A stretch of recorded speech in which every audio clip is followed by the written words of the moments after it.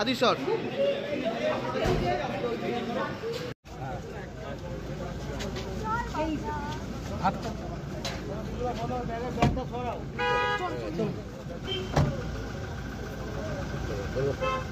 তোলো আমরা এলাম।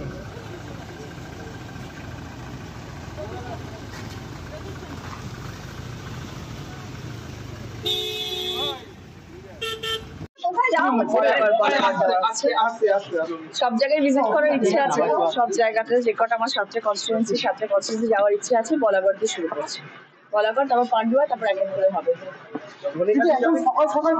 ইচ্ছে আছে সব জায়গায় যাওয়ার, সময় পেলে সব জায়গায় যাবো। রাষ্ট্রদীপ, আজকে কিন্তু সকালবেলা তোমার প্রতিদ্বন্দ্বী তিনি লকেট, উনি কিন্তু সকালবেলায় দিয়েছেন যে অবশ্যই তাদের যদি যারা এসেছেন তাদেরকে যদি কোন রকম বাধা দেওয়া হয় তাহলে কিন্তু তৃণমূল যে ভাষায় কথা শোনে সেই ভাষাই ব্যবহার করা হবে। আমি আজকে সকালবেলাটা ভীষণ সুন্দর একটা সকাল, আর দেখো ঠাকুর এত সহায় যে আজকে মেঘলা দিন, কোনো রোদ নেই, কোনো মানুষের যাতে কষ্ট না হয়, এবং এটা খুব ভালো একটা দিন। আজকে সকালে হুঙ্কার দেওয়ার দিন নয়, আজকে সকালে সবার ভালো থাকার দিন, শুভেচ্ছা বার্তা পাঠানোর দিন। আজকের দিনে আমি সবার জন্য শুভেচ্ছা বার্তা পাঠাচ্ছি, সবাই ভালো থাকুক, সবাই মঙ্গল হোক, এবং সারা দিনটা সবার খুব ভালো কাটুক, এবং সব সুষ্ঠুভাবে হোক। কোনো হুঙ্কার দেওয়ার নেই, এবং কোনো জায়গায় কোনো খারাপ কাজ আশা করি হবে না। দিদি, প্রত্যেকটা জায়গায় কি ঘুরবেন?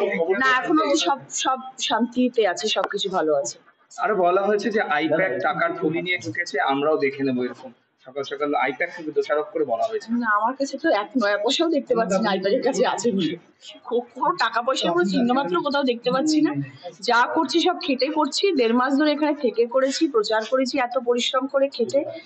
মানুষ যদি ভালোবাসেন, মানুষ যদি পাশে থাকেন, সব ঠিকঠাক আছে। তৃণমূল এজেন্টদেরকে কি বার্তা দেবে আজকের দিনে?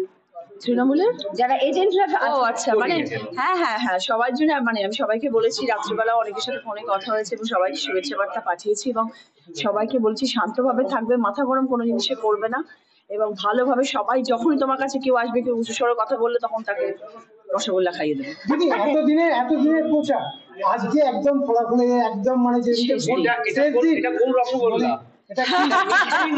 এটা মিষ্টি না, মিষ্টি রসগোল্লা সবাইকে খাইয়ে দেবে, তারাও জানে মিষ্টি বাণী বলে। দিদি, এতদিনের প্রচার আজকে ভোট মানে একদম ভোটের দিন, কোন স্পেশাল কিছু বার্তা? না দেখো, আমি মানে সত্যি কথা বলতে আমি ভীষণ টায়ার্ড। আমার বিগত বহুদিন ধরে কোনো রাতে ঘুম নেই, মানে ভীষণ কম সময় ঘুমাই, কারণ আমাকে আবার শুটিং করতে হয় 3 নম্বরে। তো সব মিলিয়ে আমি অত্যন্ত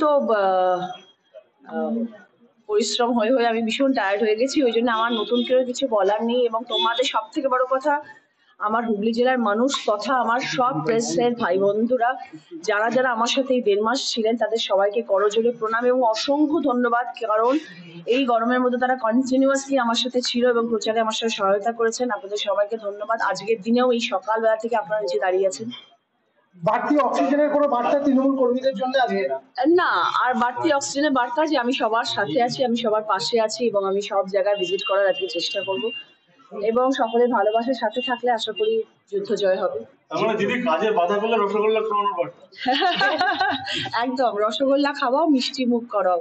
জীবনে প্রথম এটা ইলেকশন লড়ছো, কোথাও চাপা উত্তেজনা রয়েছে? দেখো, ডেফিনেটলি একটা নতুন ধরনের কাজে এসেছি, এবং যে ব্যাপারে খুব একটা আমার অভিজ্ঞতা এতদিনে ছিল না, কিন্তু 1.5 মাসে কিছুটা অভিজ্ঞতা অর্জন করেছি, এবং যথেষ্ট পরিশ্রম করেছি এই জায়গাটায় আসার জন্য।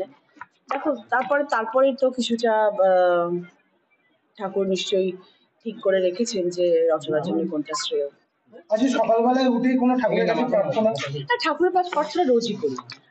আজকে এইটাই প্রার্থনা করেছি, সব যেন সুষ্ঠুভাবে শান্তিভাবে হয়, এইটা আমার কাছে প্রার্থনা ঠাকুরের কাছে, যে সব ভালো করুক। প্রতিদিনই ঠাকুরের পুজো করি, সব।